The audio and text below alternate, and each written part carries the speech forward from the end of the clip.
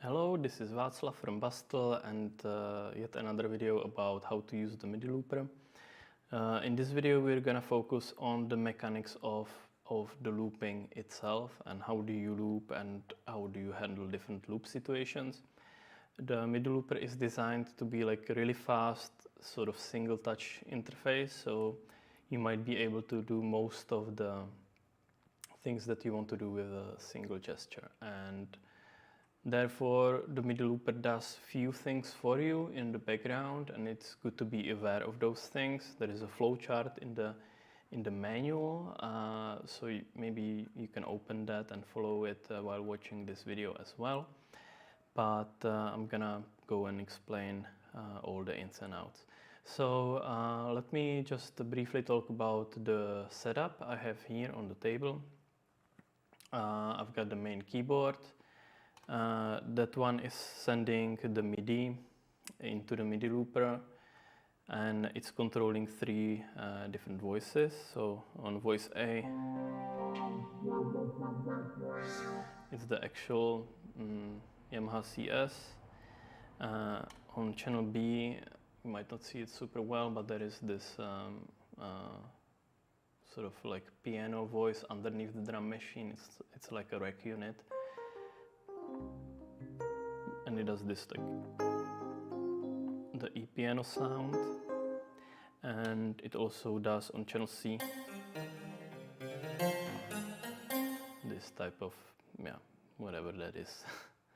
So I've got these three voices connected, they're all polyphonic, and then I've got the drum machine, and the drum machine is sending MIDI clock through an adapter to mini jack into the MIDI clock input on the Midilooper.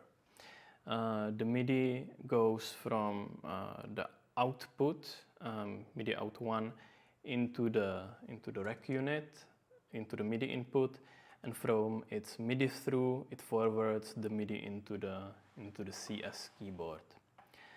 So this is the setup. And let's start the looping. So if you are not sure whether you have like any loops recorded at the moment, and you don't really want to be in a situation where you like hit play on your MIDI channel or on your MIDI clock source, there's nothing recorded, it seems, now, but in case you're not sure, it's kind of a good habit, at least that's how I got used to it, because sometimes I forget to kind of get ready for the recording by double tapping the clear. So double tapping the clear, it clears all voices, that's what it's for, and it activates the recording, or it arms the recording. So now it's like waiting for the first note, or for a MIDI start command, I think, as well. So if I start the drum machine, it kind of started to record with the first beat. If I double clear again, now it's waiting for the MIDI note. So there are basically three ways how the recording can start. So it can start by receiving the MIDI start message from the MIDI clock. So now the record LED is, maybe we can have the side camera, the detail on the Midilooper. So when the light is on all the time, it means it's recording. When it's blinking, it means it's not recording, but it's armed. It's waiting for you to start recording. So hitting MIDI start is one way to do it. Hitting the play on the Midilooper itself is another way to start the recording, and then you see it's animating on the display the actual playback. So you can kind of see that it animates with the bars and so on. And the third way how you start recording is by playing a MIDI note to the MIDI input. So by default, it listens to all channels. So I don't really care what output channel this keyboard is set in. The Midilooper is gonna listen on all channels.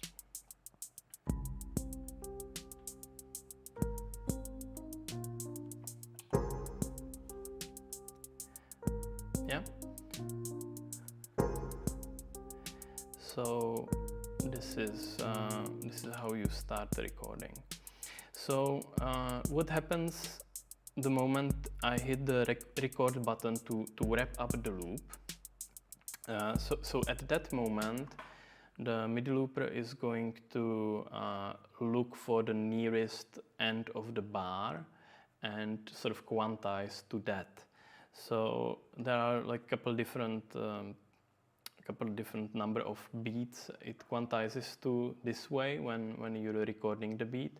However, the loop could be many different lengths, but when you're establishing the loop length via a recording, it has much rougher quantize ratio because it kind of assumes you want to loop the whole bar. However, you don't really need to do that, and we'll get to that in a second. So again, I'll play the beat. I'll get ready for the recording. So now it's playing, I'm recording, and the moment I hit the record button, the green light here turns on, and it's the green light at the length button. So this light is quite important. That's also why it has a different color, and you probably should get used to like looking at that light once in a while. So the moment I establish the loop for the first time, it actually establishes it on all the voices, and that's very important to note. So if I go to channel A, channel B or channel C, you'll see that the length lights up. What you can do is that I can like hold the length. Now with the record and with the up and down buttons, basically I can change the length to be like many different numbers, and that's like the number of beats. I can make it 3 beats,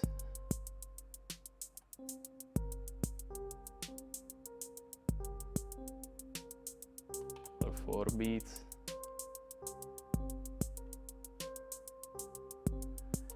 or I can go up to back to what it was, like 16 beats. It might have gotten like out of sync because it was kind of resetting the loop. So if I want to go back to the original, it's kind of good to press the play and stop, but you don't have to. So this way you can also do polyrhythms. Each of the voices could be different length. But as I said, if you're establishing the loop with the first recording, it's gonna establish the same loop for all the voices. So if I clear again and I'm on channel B, what I can do, if I don't want to really establish with recording, I can click the length button, and basically it's gonna take the last used length that I was using, and it's gonna like put it there. So I don't need to like be hitting the record button. Maybe I don't have the capacity, or I was using something like, I don't know, 7, and then it's just gonna be that. Let's go for 8.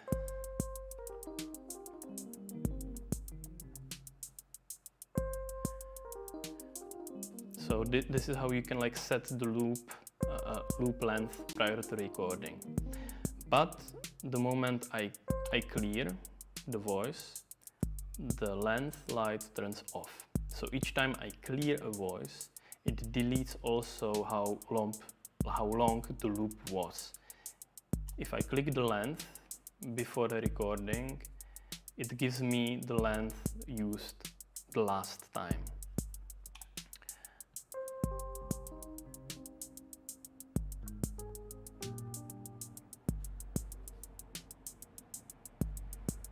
Was it 16?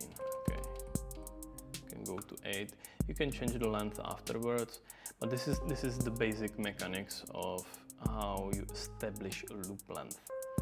So now this is something that might be a little confusing if you're not used to the workflow, but if you start to use it, you'll probably figure out that it actually makes sense that it's done this way.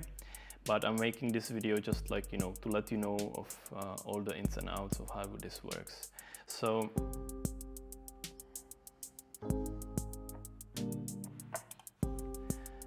I made this loop on voice B. If I go to voice C, I see the length is established. So if I would go and record on voice C, it would already have the same length as the first loop.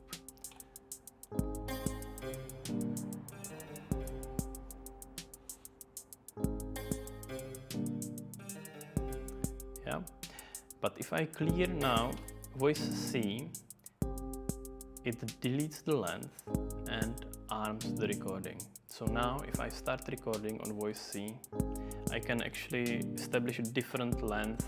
Maybe I don't know, I'm just gonna start playing and see what comes out.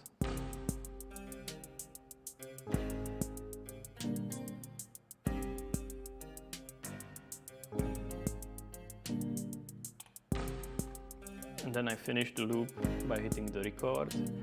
And now I think I might have made it like twice longer than the loop on channel B.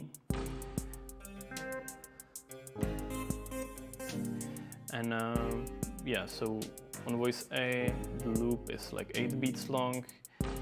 The only way how you can actually get rid of the length, the established length, so either you change it, but to get rid of it completely, you do it with the clear. There is a reason behind that. You can also control the whole looper with foot pedals. We looked at this in the previous video, but basically you can get to most of the common scenarios also with the foot pedal.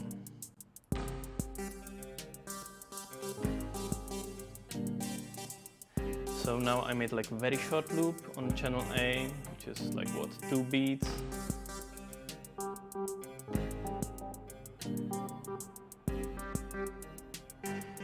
Clear it and do, so now double tapping the clear, it clears all the voices. Tapping it once deletes only the voice you have selected. So each time voice is cleared, its length, it's gone, unless you press the length button afterwards.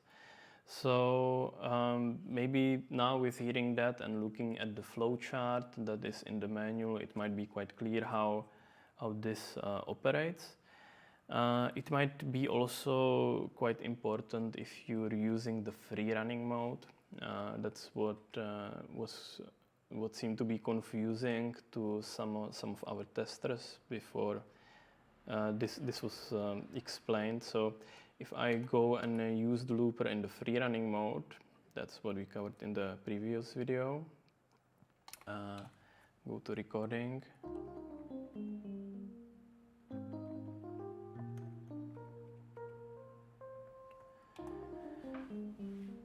If I do that, I just made a loop that's however long, whatever tempo. It doesn't even need to be on the grid. But then if I go, so in the free running mode, the moment you establish the loop for the first voice, or for any of the voices really, it takes how long the loop was and calculates the tempo out of it and sets internal tempo to that tempo. So I can still go and like change the loop length. So now it calculated that it's like 12 beats, okay, 3 bars. I can also like go and change, maybe on voice A I want to be like only 4 beats, and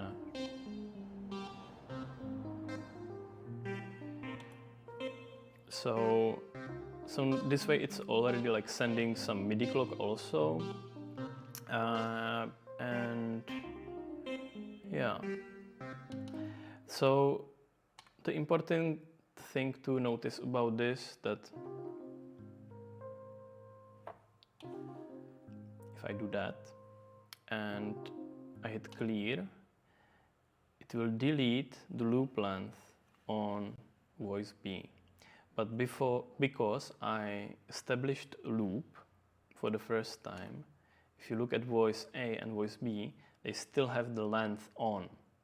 So that means the tempo is still running in the background, so the tempo was pre-established. And if I'm gonna record now on voice B, it's going to basically be quantized to the length of the loop I was doing before, because there is already a tempo running. And you can also see it when this dot is blinking, it means the tempo is running. So if I would want to do like a new loop in the free running mode, like if you're using the free running mode mostly with one instrument, it's maybe a good idea to get used to like the double clear, because that sort of takes care about it always. And then it shows FR on the display, which means whatever you play, this is gonna be the length. If it's just this like arrow in the end, it means it's sort of already synced to the internal tempo. So I hope that's somehow clearer now.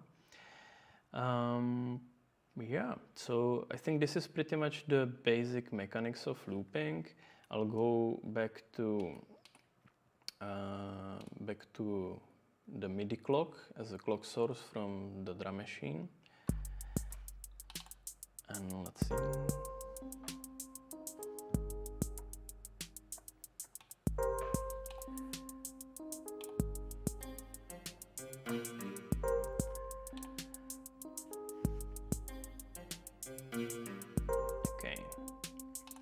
So now let's look at what happens if I change voice during the initial recording. So basically now it's waiting.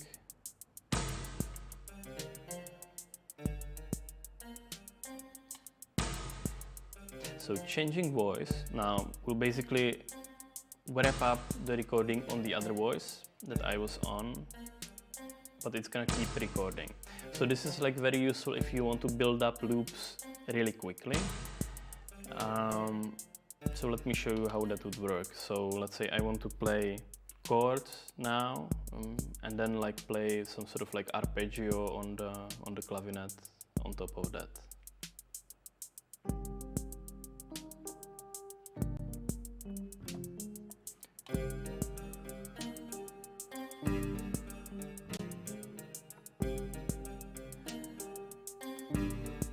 See, so this is all made with one gesture. I didn't need to go like wrap up the loop with the record button, change the voice and activate the record again. It does it all for me. So this is another way how you can like wrap up the loop, and it really speeds up the workflow a lot. And yeah, I don't think there are any more of these sort of like exceptions or like macros that it does for you. The things that you need to remember is clearing voice always destroys the length of the loop, so you need to establish it. You can do it by either hitting the length button prior to recording, or you then establish the loop by hitting the record button again. Then changing voice during the initial recording will wrap up the recording on the other voice and start recording on the next one. So that's like really fast build-up workflow. And the third thing to remember is that if you finish a loop on the first recorded voice, it will set the length of the other voices to the same loop. So these are sort of like three macros running in the background that you should be aware of. And again, you can look at the flowchart and it might be easier to understand. So this is the basic looping mechanics. And yeah, maybe let's have a look at the erase for a little bit. So the erase is another sort of way how you can like work creatively with subtracting information from the loop. So Let's start.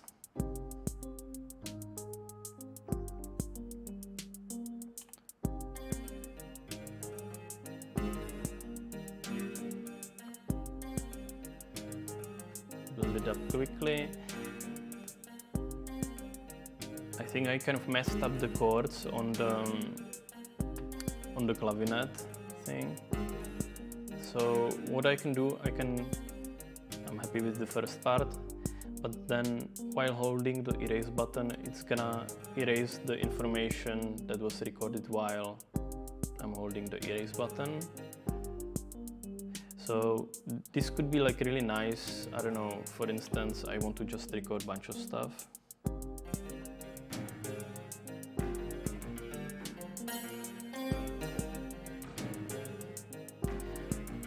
And now it's sort of a mess.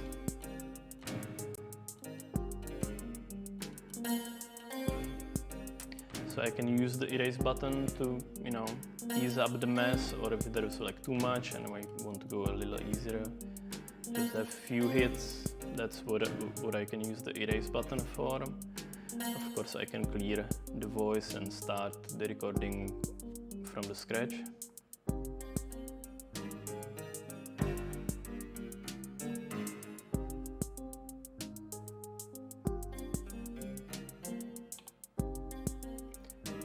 Like that.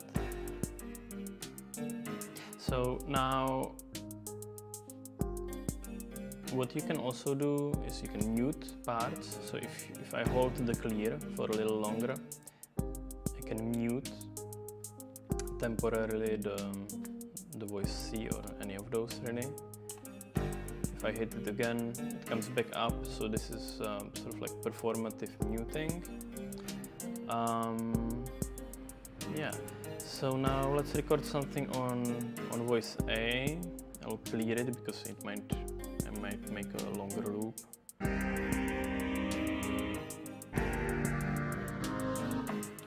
Or not, I don't know.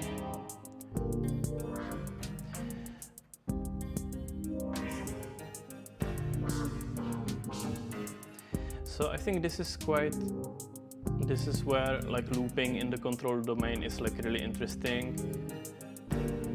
I can still change all the parameters of the sound on this synth while the basic information is being played back. I can also, like this synth, it sends control information, control change or CCs when I move the controls, and I can also record that.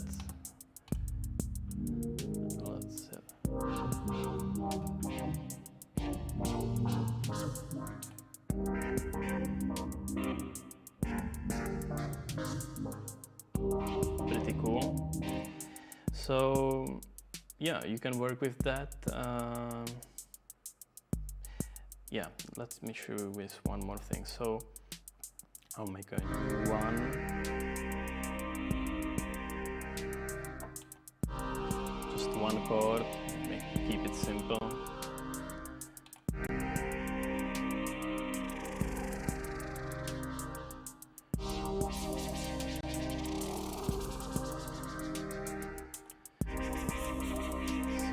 So now I automated the LFO, and then I believe play and clear. No, clear and play is actually gonna only delete. It's only going to delete the recording of the CCs. So if I didn't like really what I made with the CCs, there is this combination clear and play that you can do to erase just that. So let me show you again.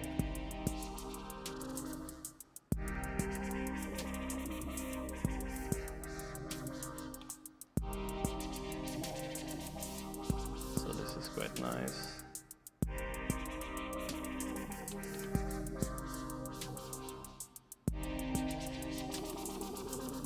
No, it's actually play and clear. That's how it's play and clear. It's gonna just like remove the CC recordings. so that's quite nice. All right, I think this is it for this video. There is a lot more to the Midilooper. We'll be going through the playback modificators, the quantize, velocity, humanize, shuffle, octave transpose, stretch in the next video. So when we were developing the looper, we got some group of testers that we somehow developed these like macros I was talking in this video about with those testers to like really make it like as a like very fast workflow. However, you know, now that it's been released, a lot of you will have the Midilooper and will have your own ideas of how you want to use it in your workflow, and maybe you have some other ideas how these macros should work. And you know, we're here to listen to you. The Midilooper, we're gonna update the firmware for sure, at least like one bigger update that we want to do. You might have noticed the USB connector on there. It is like an active USB. It's used for firmware updates at the moment only, but it's gonna be also USB MIDI. Not USB host, but it can show up at your computer as a USB MIDI device, and then you could synchronize it that way with your computer. At the moment, it's only possible via these connections. So this is gonna come as a free software update for everyone.